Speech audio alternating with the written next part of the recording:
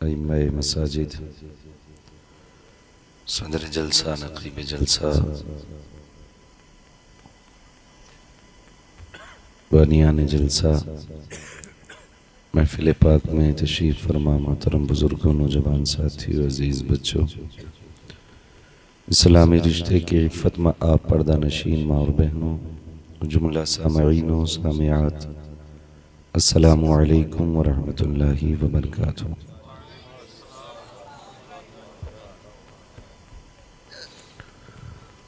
अल्हम्दुलिल्लाहि रब्बिल आलमीन वल आक़िबतु लिल मुत्तक़ीन वस्सलातु वस्सलामु अला रसूलिहिल करीम।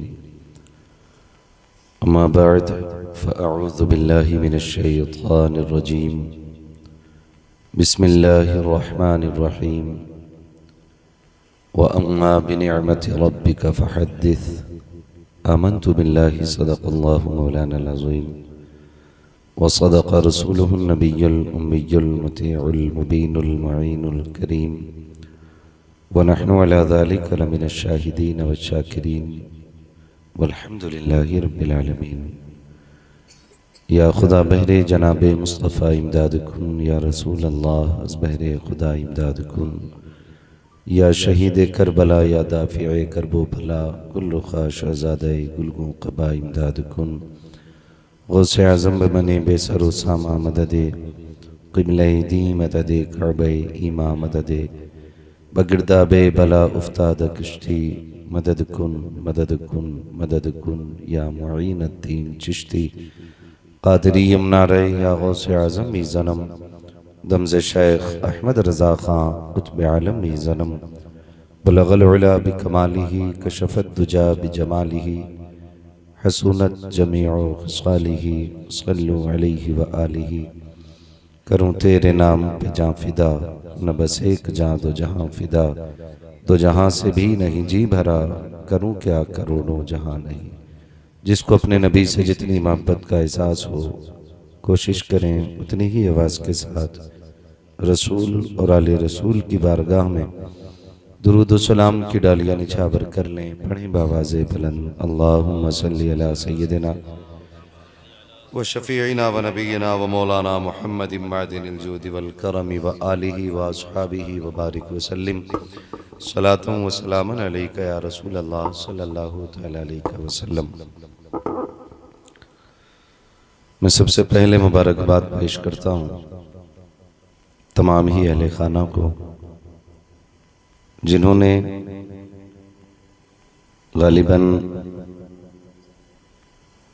एक बेटी की रिदापोशी के मौके पर फरागत की खुशी में इस खूबसूरत महफिल का इनेकाद किया और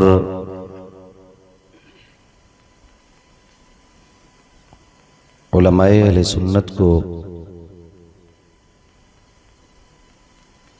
बुला कर के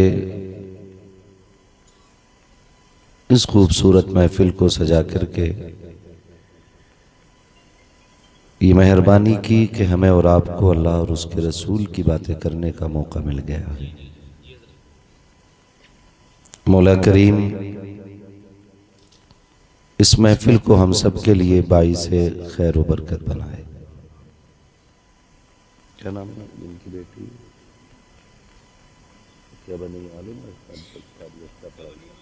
क्या पढ़ाई की, क्या पढ़ाई की है बच्ची ने? आलिमा बनी, फाजिला बनी। कहाँ पर? अच्छा, सनत से क्या मसला? क्या नाम बताया वालिद को?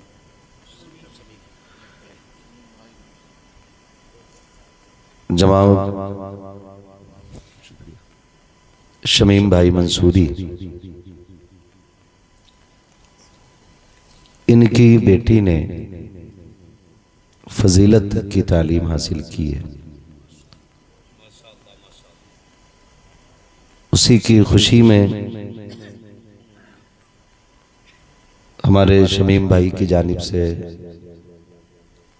इस खूबसूरत महफिल का इनेकाद किया गया। तमाम अहले खाना ने मिलकर इस तरह खुशी का इजहार किया कि अल्लाह और उसके रसूल के ज़िक्र की महफिल को मुनक़िद किया गया। परवरदिगार आलम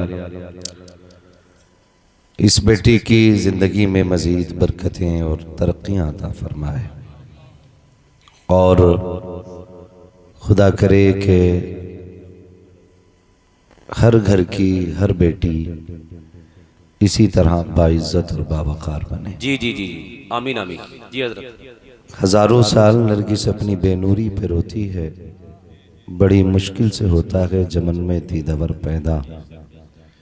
मिंबर रसूल पर उलमाए अहले सुन्नत का नूरानी काफ़िला जलवागर है। हज़रत अल्लामा मौलाना मुफ्ती मोहम्मद हाशिम साहब क़िबला खूबसूरत गुफ्तगू उनसे भी मुलाहिज़ा फरमाई। हज़रत अल्लामा मौलाना ज़ुबैर क़ादरी साहब रामपुरी, उनसे भी आपने कम वक्त में एक अच्छी गुफ्तगू सुनी। और नक़ीब अहले सुन्नत हमारे भाई जिस जलसे में भी जाते हैं पूरे जलसे की जान बन जाते हैं। इतनी मेहनत से नकाबत करते हैं कि अगर इनकी नकाबत ही नकाबत रह जाए तब भी जलसा पूरा हो जाता।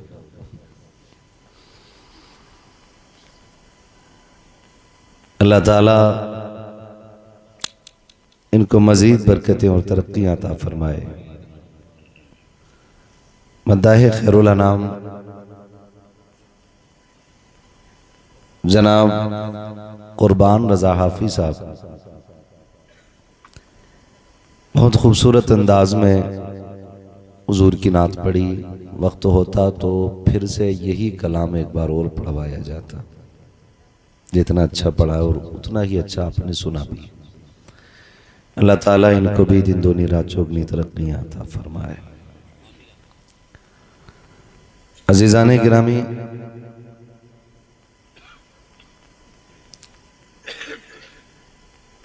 गालिबन महफिल की आखिरी कड़ी के तौर पे मैं हाजिर हूँ और 12:30 के ऊपर सुई जा ही रही है। नींद तो नहीं लग रही आप लोगों को? नहीं लग रही है ना नींद? अभी मैं आया हूँ, अभी मेरे बाप आएंगे। हाँ, अभी वो भी आने वाले हैं। पहले मुझसे निपट लो, फिर उनसे निपट लेना। तो अभी थके तो नहीं? अभी पीछे मत देखो मुड़ के भाई, भागने का पिलाने का है? मेरे अब्बा को बाद में देखियो, पहले मुझे ही देख लो।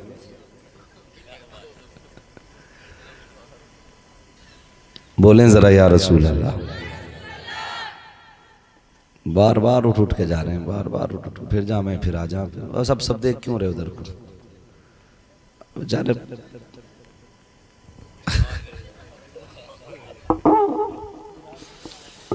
तुमने राज खोल दिया बिला वजह में यार।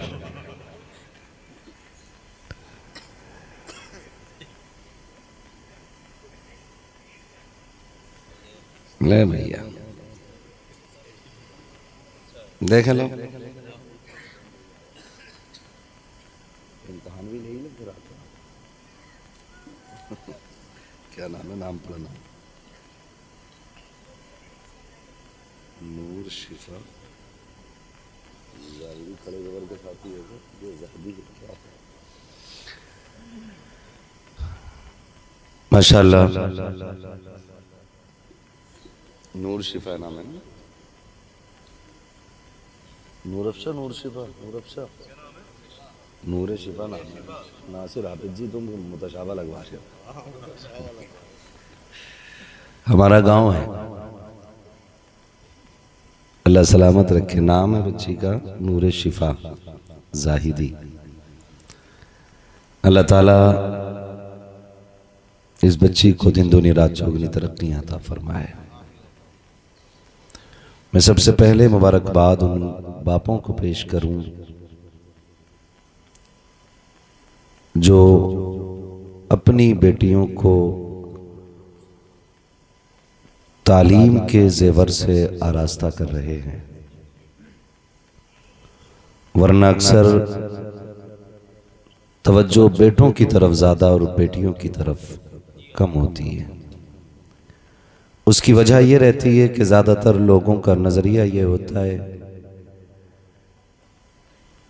कि बेटियां पराया धन होती हैं, इनको पढ़ा करके हमें क्या मिलेगा,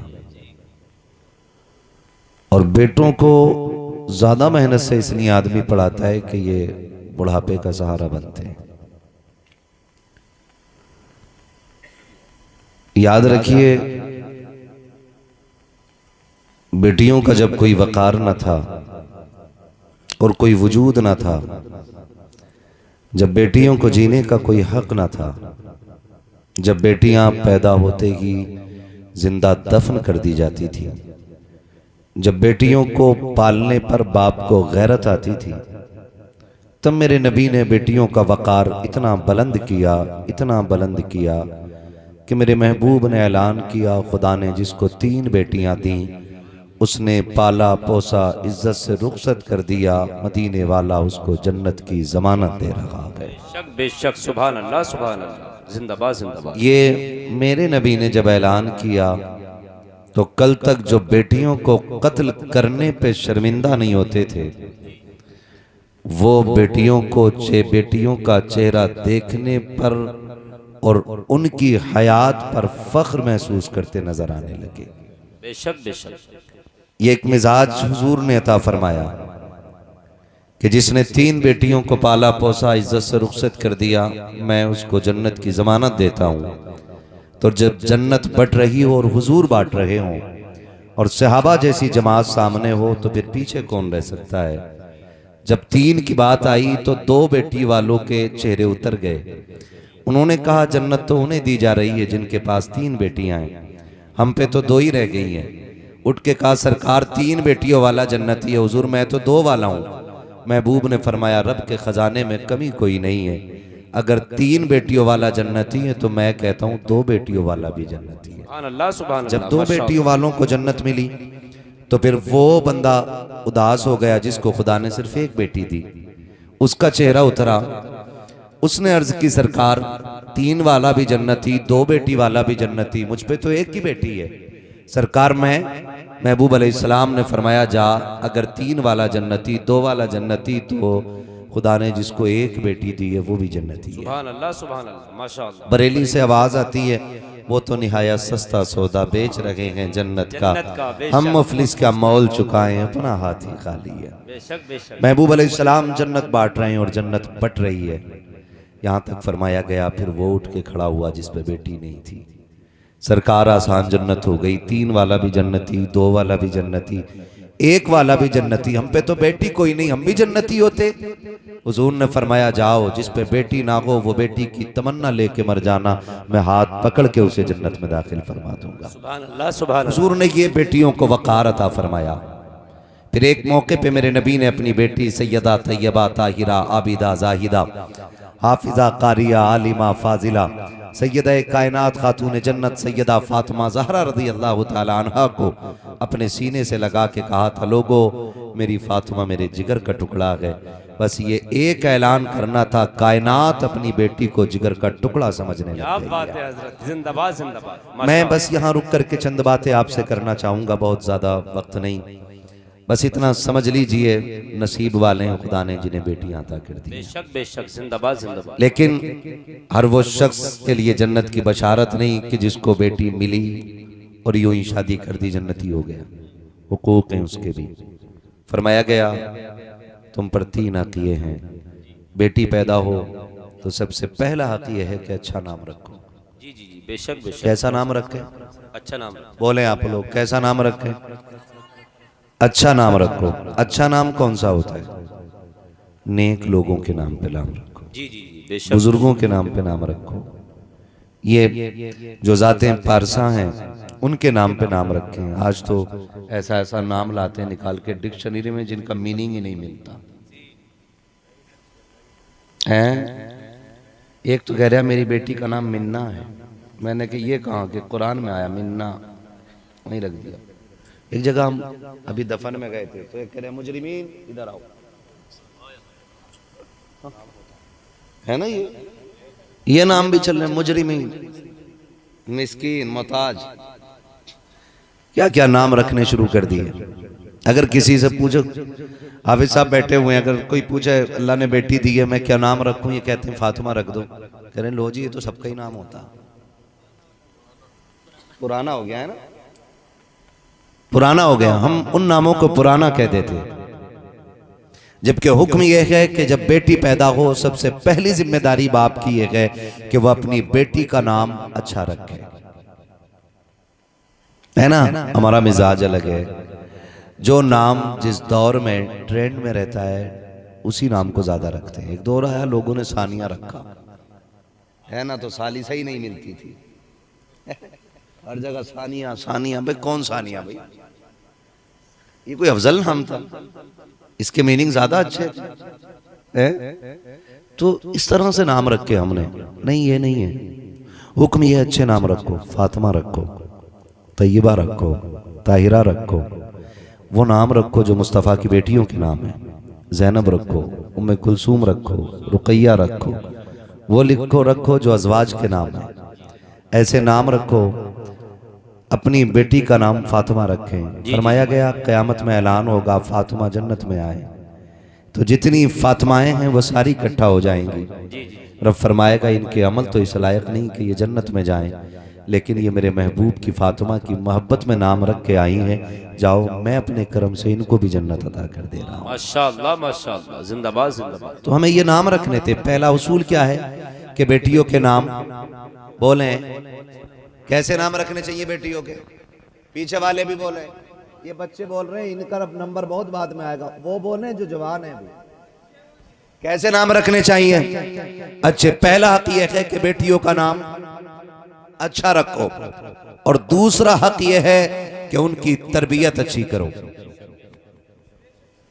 तरबियत में सिर्फ पालना नहीं है, उनकी तालीम भी अच्छी हो, उनकी तहजीब भी अच्छी हो, उनको जो सिखाया जाए वो सब कुछ हुजूर की दीन की रोशनी में सिखाया जाना चाहिए। ये याद रखिएगा, बेटी को मॉडल बना देना बहुत बड़ी कामयाबी नहीं, सोशल मीडिया पे नाम कमा लेना बहुत बड़ी कामयाबी नहीं, बेटियों के लाखों फॉलोवर हो जाएं ये बहुत बड़ी कामयाबी नहीं। सबसे बड़ी कामयाबी यह है कि तुम्हारी बेटी के अंदर खातून जन्नत का किरदार नजर आना चाहिए। ये याद रखिएगा, और ये मत सोचिएगा कि मेरे घर की जिम्मेदारी मौलवी के सर पे। हर शख्स अपने घर का जिम्मेदार है। मैं अपने घर का जिम्मेदार हूं, ये अपने घर के जिम्मेदार हैं, ये अपने घर के जिम्मेदार हैं, ये अपने घर के जिम्मेदार हैं। हर शख्स अपने घर की रखवाली और अपने घर की तरबियत करने लग जाए तो मैं समझता हूं दुनिया में कोई बर्बाद नजर नहीं आएगा। और जब तक हम अपनी बर्बादी की जिम्मेदारी दूसरों के सर थोपते रहेंगे तब तक कोई भी आबादी और कोई सुकून माशरे में नजर नहीं आएगा। समझ रहे मेरी बात। दूसरा हक मैंने क्या बताया, उनकी तालीम अच्छी हो, उनकी तालीम अच्छी हो। आज हर बाप ये चाहता है कि नहीं मेरी बेटी बीए कर ले, समझे, थोड़ा सा जरा यहां जोर डालें, बीए कर ले, चलो बेटी बीए कर ले। क्यों? क्योंकि आज सोसाइटी में सबसे ज्यादा डिमांड उन बच्चियों की है जिनके पास 9th 10th 11th 12th की डिग्रियां मौजूद हैं। अगर कोई गरीब ये कह देना कि मेरी बेटी ने कुरान पढ़ा है तो गवार ये कहता है बस कुरान पढ़ाया और कुछ नहीं पढ़ाया। अल्लाहु अकबर, अल्लाहु अकबर। जी हजरत, यही हाल। ये बात कही जाती है, सिर्फ कुरान पढ़ाया और कुछ नहीं पढ़ाया। क्या करोगे बीए करा के, क्या करोगे बेटियों को आप डिग्रियां दिला करके? क्या हमारी बेटियों की इज्जत सलामत है?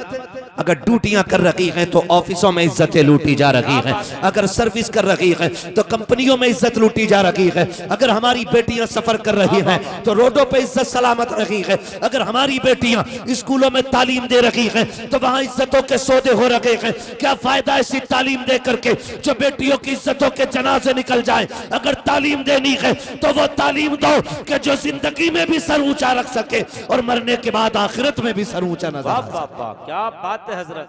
मैं तालीम का मुखालिफ नहीं, लेकिन कब तालीम अच्छी लगती है? जब पढ़ने वाली भी बेटियां हों, जी जी और जी, पढ़ाने वाली भी बेटियां। बेशक बेशक। एक सीधी सी बात है, अगर मैं गलत हूं तो मैं गलत हूं, मैं अपनी पारसाई का ऐलान नहीं करूंगा। मैं तो ये कहता हूं जो सही उसूल है उसे अपनाएं, बेटियां पढ़ाएं, लेकिन वहां जहां पढ़ने वाली भी बेटी हो और पढ़ाने वाली भी बेटी हो, फिर आपकी बेटी के हाथ में कोई भी डिग्री अच्छी लगेगी, लेकिन इसलिए नहीं कि हमारी बेटी जॉब करेगी, हमारी बेटी किसी कंपनी की जाकर के मैनेजर बनेगी। नहीं, अपनी बेटियों को तालीम इसलिए दो कि तालीम इंसान की जिंदगी को निखार देती है। ये याद रखिए, तालीम इंसानी जिंदगी को निखार देती है। तो ये जरूरी है हम अपनी बच्चियों को दीन की तालीम दें, और दीन की तालीम में भी बहुत गौर करें। इतना घपला चल रहा है मुफ्ती हाशिम साहब, इतना घपला चल रहा है, बड़ी बड़ी किताबें बच्चियों के कंधे पे रखवा दी और दुनिया देख रही हो बड़ी पढ़ रही है भाई, बड़ी काबिल हो गई भाई है, और एक गर्दान नहीं सुनाई जाएगी चक्कर आ जाएगा। ये कंडीशन है। इदारे भी तमाशे बन गए, खेल बन गया। सिर्फ बड़ी किताबें थमा देना ये कामयाबी नहीं। बेशक बेशक, भले किताबें छोटी हों, इल्म सीने में बड़ा होना क्या चाहिए। बात है हजरत, बेशक बेशक, बड़ा होना चाहिए, इल्म सीने में बड़ा होना चाहिए। आप हालात देखें हर जगह। मैं मुखालिफ नहीं, मेरा अपना मानना यह है कि चिराग जितने जलते हैं रोशनी उतनी ज्यादा होती है, लेकिन मेरी शिकायत सिर्फ इतनी है कि अगर आपने कोई इदारा कायम किया है तो तालीम मजबूत कीजिए। माँ बाप की मोहब्बतों के साथ खिलवाड़ न करें, बच्चों की जिंदगी से खिलवाड़ न करें। हम ये देखते हैं बेटी फारिग हो गई और अगर बहार उर्दू की किताब थमा दो ना, और 2-3 उसके जुमले अगर हार्ड आ जाएं उसमें ना, तो क्या फायदा ऐसी तालीम से, क्या वजह है? अरबी इबारत तो छोड़िए, उर्दू की इबारत नहीं पढ़ पाएंगी, लाओ बैठाओ, और सनदें बांटी जा रही है। बच्चियों के अंदर इल्म होना चाहिए, काबिलियत होनी चाहिए, अहलियत होनी चाहिए। हमारी बच्चियों के सीने में दीन होना चाहिए। खाली किताबें नहीं थमानी है। अगर बच्चियों को तालीम भी दिलाएं तो ऐसी बुनियादी जगह पे दिलाएं जहां पे तालीम का निजाम भी अच्छा हो और इंतजाम भी अच्छा हो, माशाअल्लाह माशाअल्लाह, सुभान ताकि अल्लाह। हमारी बेटियों के साथ धोखा ना हो। भाई मैं अगर किसी का शागिर्द हूं ना, तो मेरी नजर में मेरे उस्ताद से बड़ा कोई नहीं, और मेरे उस्ताद ने जो पढ़ाया है मुझे, मैं उस पर मुकम्मल भरोसा करता हूं कि मेरे उस्ताद ने जो पढ़ाया वो सही पढ़ाया हो। जी जी जी, और यही एक शागिर्द का हक होता है कि वो अपने उस्ताद को सबसे बेहतर समझे, बेशक कि बेशक, मेरा उस्ताद बेहतर है और मुझे जो पढ़ाया है सबसे बेहतर पढ़ाया है। भाई आज भी तुम ले आओ वो बच्चियां जो आज भी पढ़ती हैं ना ये बेले फेले में, है ना, उनसे कहो ये कैसे पढ़ लियो, हमारी मुल्लानी ने पढ़ाया, और क्या गलत पढ़ा रही थी हमें, वो तुमसे लड़ जाएंगे चाहे तुम कितने बड़े मुफ्ती साहब हो। हाँ, जो आज भी उलाइका को बगैर हिज्जे के नहीं पढ़ सकती वो तुमसे लड़ जाएगी कि हमारी मुल्लानी ने गलत थोड़ी पढ़ाया था। ये एक एतमाद होता है शागिर्द का अपने उस्ताद के ऊपर, जी जी जी जी, बेशक ये भरोसा होता है। गलत नहीं पढ़ाया, पता ये चले जब किसी पढ़े लिखे से पाला पड़ गया, पता चला जिंदगी बर्बाद की गई, वक्त बर्बाद किया गया। इस वक्त में अच्छी तालीम हासिल की जा सकती थी, इस वक्त में जिंदगी को संवारा जा सकता था। अगर बच्चियों को तालीम भी आपको देनी है तो इतनी मजबूत जगह तालीम दीजिए कि हमारी बच्चियों के ऊपर सिर्फ किताबों का बोझ ना हो, हमारी बच्चियों के सीनों में भी कुरान होना चाहिए, इनकी तरबियत भी इल्मी होनी चाहिए, इनकी तालीम भी दीनी होनी चाहिए। अगर बच्चों को तालीम देना चाहते हैं, ऐसी तालीम दे जो रब के भी करीब कर दे और हमारे बच्चों को रसूल के भी करीब क्या कर बात दे। है हजरत, माशाअल्लाह ये माशाअल्लाह, दूसरा हक आपके ऊपर है। और तीसरा, बच्ची का नाम अच्छा रख दिया, तरबियत कर दी, उनको पढ़ा लिया, पर्दे से बच्ची को रखा, ये भी हक है बाप पे। वो लठिया चलेगी बेटे कि कोई बचाने वाला नसीब नहीं होगा। अगर आपकी बेटी या मेरी बेटी पर्दा नहीं करती है, कयामत में मैं पकड़ा जाऊंगा, आप पकड़े जाएंगे, आप पकड़े जाएंगे। पूछा जाएगा ये बाजार क्यों निकल जाती थी, ये पीर के बाजार बगैर आदमी के कैसे निकल गई, तू मर गया था? क्या बात है हजरत, ये रक्शे में बैठ के निकल गई, तू क्या कर रहा था, तू था किधर? तेरी जिम्मेदारी थी। अगर तू बीवी की हुकूक को पूरा नहीं कर सकता तो तुझे निकाह करने का हक किसने दिया था? निकाह वो करे जो बीवी के हक पूरे करना जानता हो। हजरत बेशक बेशक, मैं उस शख्स को गधे से बदतर मानता हूं जो पैसे दे के कह जाओ मार्केट जाओ अपना काम खुद कर लो, वो मर्द कहलाने का हकदार ही नहीं है। जी जी जी, जानते हो आप बड़ा दुख होता लोगों को, बड़ा दुख होता है। पीपल्स आने वाले भी इतनी करवटें ले रहे थे, अबे बड़ा बाजार को क्यों कह गया भाई। हाँ, बाजार बाजार, ओ भाई मैंने किसी एक के बाजार को नहीं, मैं तो हर उस बाजार और उस बाजार वाली के खिलाफ हूं जो बगैर मर्द के घर से निकल रही है। सही बात है हजरत, बिल्कुल सही बात है जी। और, जी, और जी। वो मर्द कितने दयूस किस्म के होते हैं जो इतनी छूट दे देते, ले जा बेटे खामोश हो के बात है। और हमारे घर की बेटियों के हाल ये है, गांव से निकलेगी नकाब पहन के, ढेला पहुंचने पहुंचने हम देखते हैं जी अब बयानी है। और इधर ये भरोसा करे बैठा हूं बीवी थोड़ी है, राबिया बसरिया मिल गई। क्या बात है अगर हम पर्दे पे बात करें ना, बोले जी पर्दे पे बात क्यों कर दी, मौलवी का दिमाग खराब है, इन्हें तो शक लगा रहता है। मैंने कहा अगर पर्दे पे शक कर, पर्दे का हुक्म बयान करना शक की बुनियाद पर है, तो बता मुस्तफा से ज्यादा अपनी बेटी पे भरोसा करने वाला कौन हो सकता है? नबी से ज्यादा अपनी आयशा पे भरोसा करने वाला कौन होगा? नबी से ज्यादा खदीजा पे एतमाद करने वाला कौन होगा? नबी के रिश्ते से ज्यादा किसका रिश्ता मोतबर होगा? मुस्तफा के रिश्ते से ज्यादा किसका रिश्ता महबूब होगा? अगर आपको कोई पर्दे की तलकीन करता है, पर्दे का हुक्म देता है, शक की बुनियाद नहीं शरीयत की बुनियाद पे देता है, ताकि किसी की बेटी पर कोई कलंक न लगने पाए और किसी बाप की गर्दन फिर से न झुकने पाए, इतना बेटियों को पारसा कर दो कि तुम्हारी बेटियां तुम्हारे नाम से जानी जाएं या ना जानी जाएं, लेकिन तुम अपनी बेटियों के नाम से पहचाने जाने। वाह वाह वाह वाह, नारे तकबीर, नारे रिसालत, मजहबे इस्लाम, मसलके आला हजरत मुफ्ती मोहम्मद हम्माद साहब कबिला, माशाअल्लाह माशाअल्लाह। क्या भाई, वाह वाह वाह। कम से कम अगर माँ कंट्रोल में नहीं है आपके, बहन कंट्रोल में नहीं है, वो क्या तू कौन होता, मैं तो अब्बा से बात करूंगी जी। अगर तुमसे ये कंट्रोल में नहीं, बीवी तो कंट्रोल में होगी, या सारे ही उसके कंट्रोल में बैठे हो? डर के तो नहीं बैठे, कैमरा मेरी तरफ है, आपकी तरफ नहीं, बोल सकते हो, घर पकड़ नहीं होनी है, हाँ तवज्जो है सारे लोगों की। तो कम से कम अपनी बीवी को समझाएं और खुद निकलें। माशाअल्लाह कोई माशाअल्लाह फर्क इससे नहीं पड़ता है कि शादी का जोड़ा कितने हजार का है जी, या कितने 100 का है, आपकी बीवी पे कितना जेवर है, कितने तोले की मालिक है, इससे कोई फर्क नहीं पड़ता है। फर्क इस बात से पड़ता है आपके घर में इज्जत है कि नहीं, आपके घर में गैरत पनपती है कि नहीं, आपके घर में शर्म जिंदा है कि नहीं, फर्क इस बात से पड़ता है। तो ये जरूरी है, अगर आप शोहर हैं ना तो खुद जाइए, जाना चाहिए कि नहीं जाना चाहिए भाई, बोलो। अरे वो तो बोल लो जो चले जाते हो, है भाई। अपने बच्चों के साथ, बीवी के साथ खुद जाना चाहिए कि नहीं जाना चाहिए, जाना चाहिए कि नहीं, आजाद नहीं छोड़ना चाहिए। तो भैया फिर ये बताओ, ये जो स्कूल पे से रक्षे भरते हैं फूल, नाराज तो नहीं हो नासिर हाफिज जी, अकेली तो नहीं भेज रहे हो? हाँ तवज्जो है ना सारे लोगों की। ए ऑटो वालों के उस दिन नखरे देखा करो, नखरे पीर के दिन सुन थोड़ी रहा किसी की। अगर कह दो भाई ये चावल बचे, टाइम ना, पीर बाजार सीधा, इधर से भर के जा रहा, उधर से भर के लेके जा रहा, ठीक है आपका बिजनेस है, मगर मैं एक बात बताऊं ना, पूरे ऑटो में एक भी मर्द नहीं। अल्लाह अकबर अल्लाह। एक ऑटो में कितनी सवारी आ जाती है टोटल, है भैया? अरे पीछे तजर्बेकार बोले भाई, है 4 या 5 सवारी आ जाती है। हाँ मैं जितना बोलूं उतना बताइए, अपनी मर्जी से नहीं,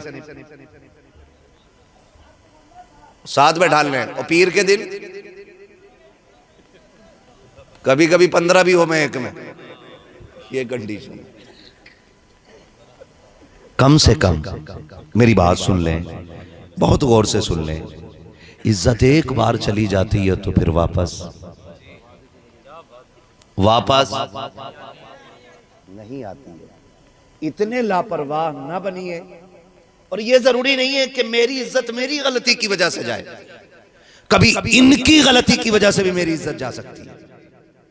मैं ये नहीं कहता कि जो बेटियां घर से निकल रही हैं वो सारी बदचलन है, ये भी तो हो सकता है सामने वाला बंदा खराब हो। जी हजरत, बिल्कुल सही बात है। और बेटियां इतनी नाजुक होती हैं, अगर एक बार उंगली उठ जाए ना तो फिर उन बेटियों को कोई मुंह लगाने तैयार नहीं अल्लाह रहता है। जी हजरत, मैं ये नहीं कह रहा हूं कि भाई बेटी खराब है, सामने वाला बंदा भी तो खराब हो सकता है। जी जी जी। लेकिन मुझे दुख किस बात का है, ये पीर के दिन, सुने जरा, बहुत कड़वा बोल रहा हूं जी। अल्लाह करे मेरी बस्ती में ये तब्दीली आ जाए कि कोई भी औरत अपने मर्द के बगैर क्या बात है। या अपने घर के किसी जिम्मेदार फर्द के बगैर आज के बाद हमारी बस्ती से बाहर ना निकले। जी जी, बहुत हक आज बयान ये है। महफिल मिल गई है मुझे बात करने की। हक बयान ही है हजरत। मुफ्ती साहब मैं ये कह रहा हूँ, आपकी शादी में आना था मुझे, मैं आपकी शादी में इतना कड़वा बोलता, लेकिन करना क्या, मैं दूर था, हाँ पहुंच नहीं पाया।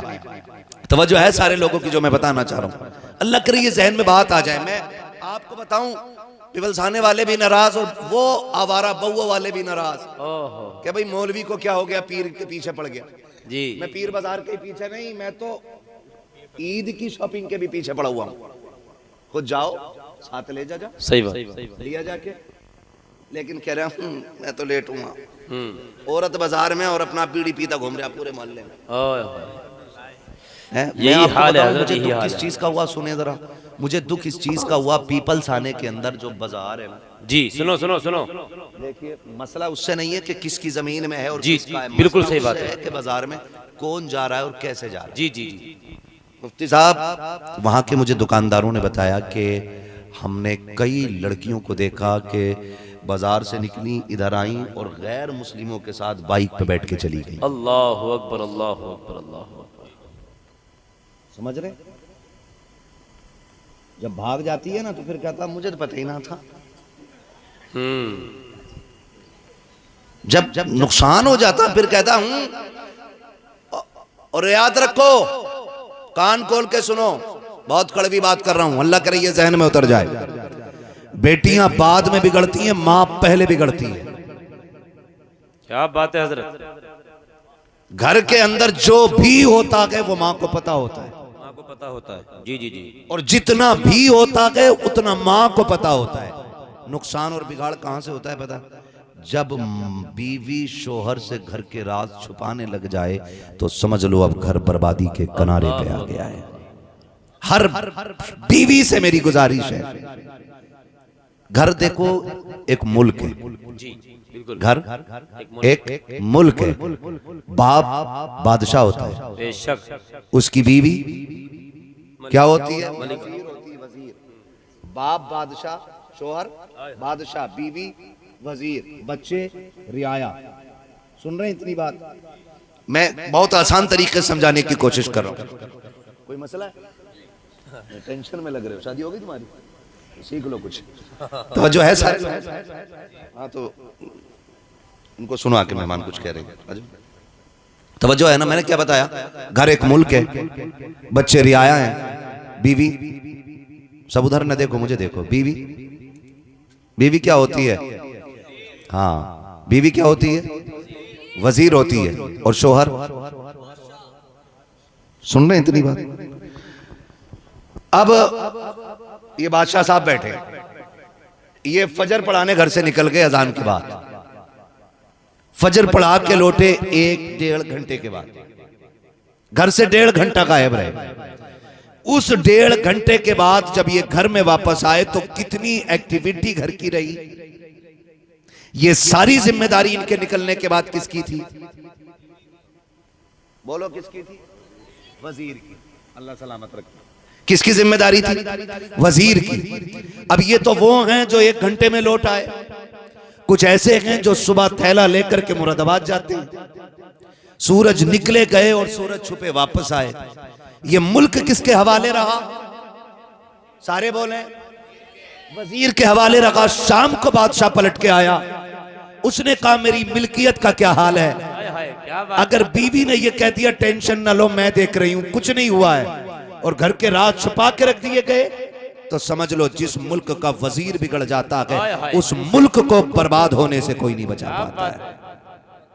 क्या सीधी सी बात है ना इतनी। बहुत अच्छा जहन। अब अगर बेटी की कोई भी गैर फितरी एक्टिविटी रही, गलत कदम रहा, और माँ की गलती पहली क्या होती है सुने, माँ कहती सुन पहली बार देखा, अगर अब की बार ये हरकत हो गई तो तेरे अब्बा से कह दूंगी।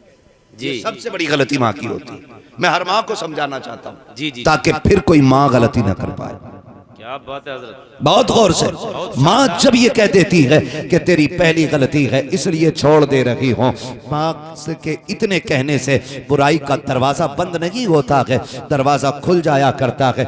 मेरी बेटी अगर तेरी औलाद का पहला कदम गलत पड़े, चाहे बेटी का कदम हो या बेटे का कदम हो, उसको पहली गलती बता समझ के नजरअंदाज मत कर। जब तेरे घर का बादशाह पलट करके आए, जब मुल्क का मालिक लौट करके आए, शाम को खिला पिला, इज्जत से लिटा, करवट में बैठ के फिर उससे हाल बयान कर, काश तेरी मिल्कियत में डाका पड़ गया है, रियाया का एक कदम गलत उठ गया है, आज मैंने तेरे मुल्क के अंदर एक मर्द के कदम को गलत उठते हुए देखा है कि तेरे बेटे को मैंने आज गैर फितरी तौर पर मैंने तेरे बेटे को गलत रविश पे चलते हुए देखा है, आज उसका पहला कदम है, बताओ इसका सद्देबाब क्या करना है। अगर माए बैठ करके अपने बच्चों के हवाले से अपने घर के मर्द को आगाह कर देंगी तो खुदा की कसम खा के कहता हूं बेटियों का हाल तो ये हो सकता है, माए तो पहली गलती समझ करके नजरअंदाज कर सकती हैं, लेकिन बाप घर को बचाने के लिए पहली गलती समझ करके उसको नजरअंदाज नहीं करेगा, बल्कि अपने घर को बचाने के लिए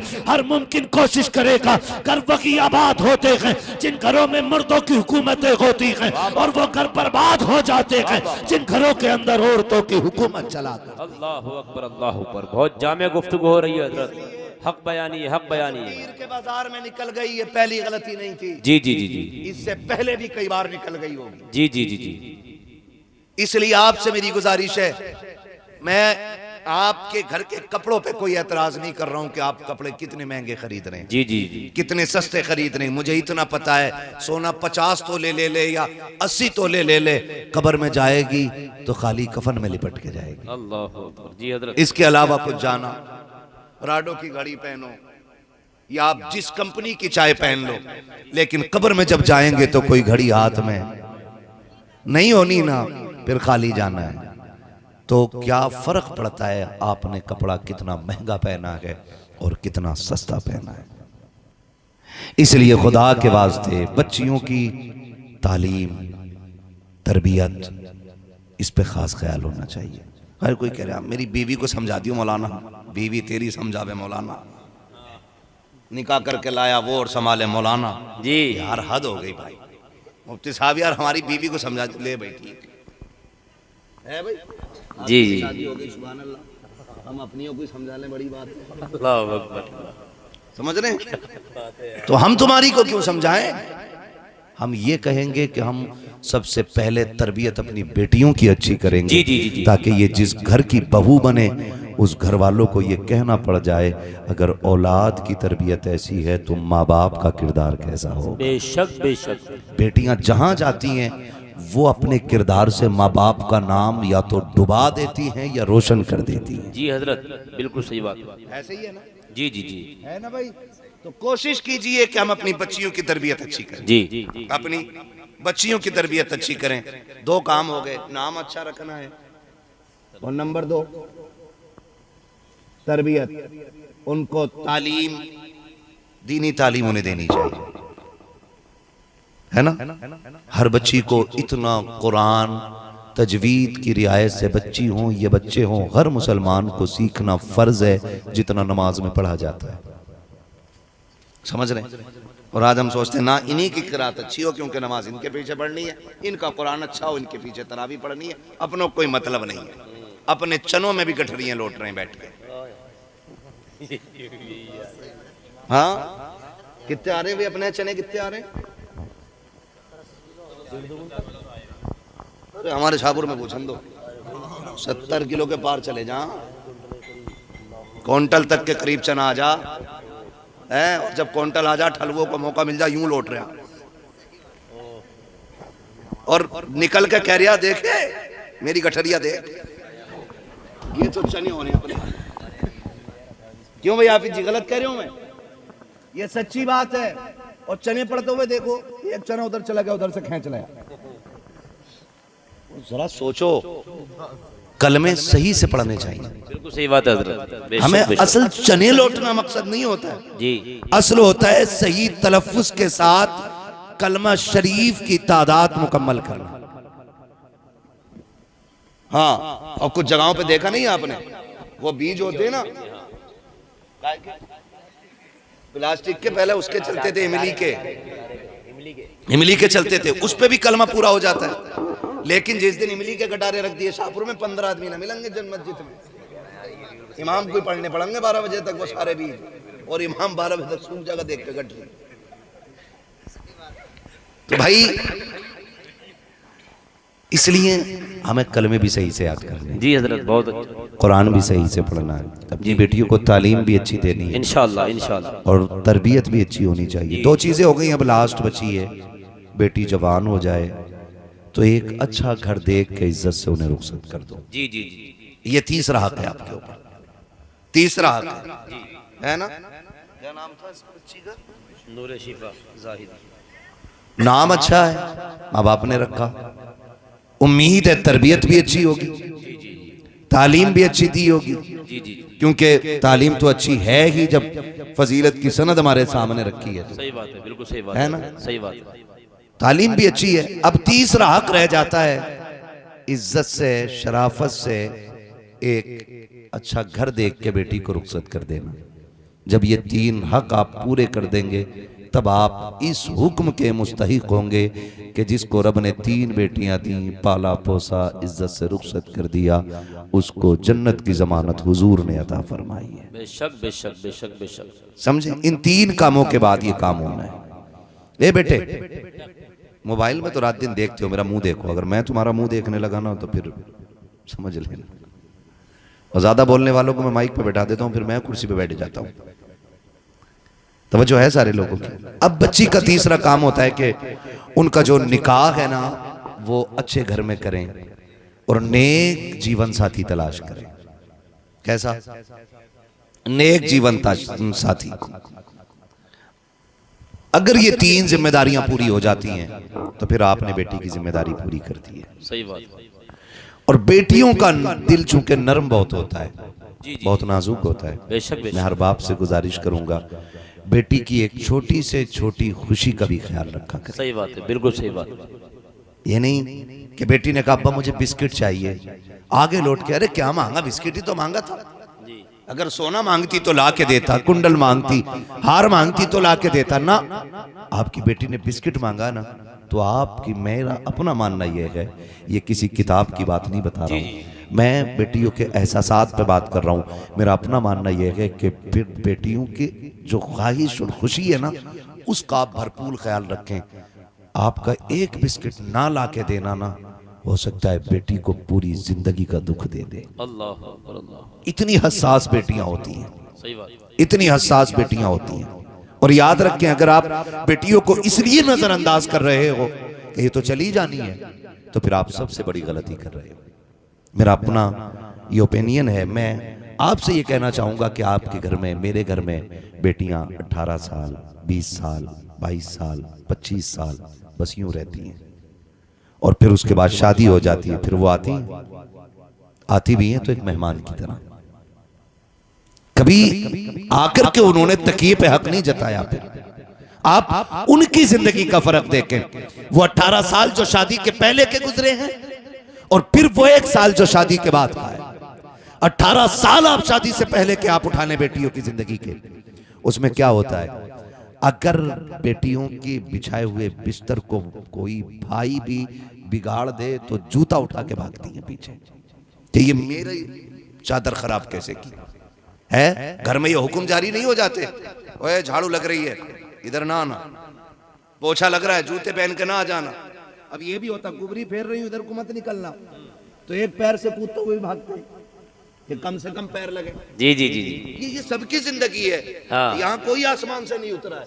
जी जी जी, हर घर की कहानी है जिसको रब ने बहन बेटी दी है ना।